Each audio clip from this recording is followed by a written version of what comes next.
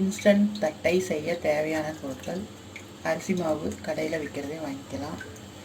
அப்புறம் உடச்சக்கடலை பொடி பண்ணினது,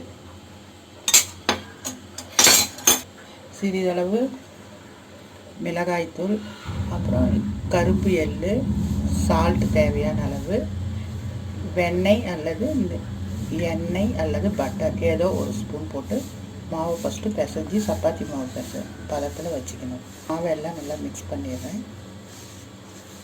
நான் 1 டம்ளர் அரிசி மாவுன்னா கால் டம்ளர் பொட்டுக்கடலை உடைச்ச பவுடர். ஃபஸ்ட் சால்ட் எல்லாம் போட்டு நல்லா பிசைஞ்சிக்கணும். கொஞ்சம் கொஞ்சமாக தண்ணி சேர்த்து பிசைஞ்சிக்கலாம்.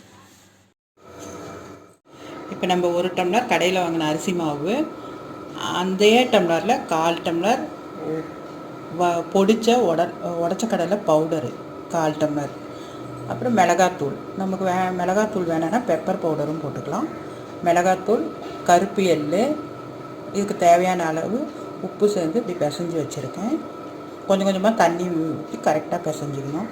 இப்போ நம்ம மாவு எடுத்து இந்த சின்ன சின்ன உருண்டைகளை ஒரு டம்ளர் வச்சு இப்படி ப்ரெஸ் பண்ணிக்கலாம். ஒரு தட்டு எடுத்து ரவுண்டாக ப்ரெஸ் பண்ணிக்கலாம்.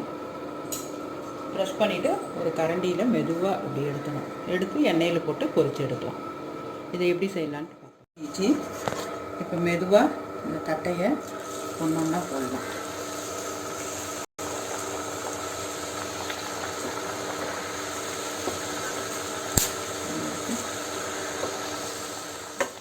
எடுத்து பாருங்கள், நல்லா கலரி விட்டுக்கணும். தட்டை 2 பக்கமும் செவந்துருச்சு. இப்போ நம்ம அடுத்து வந்து ஊற்றலாம்.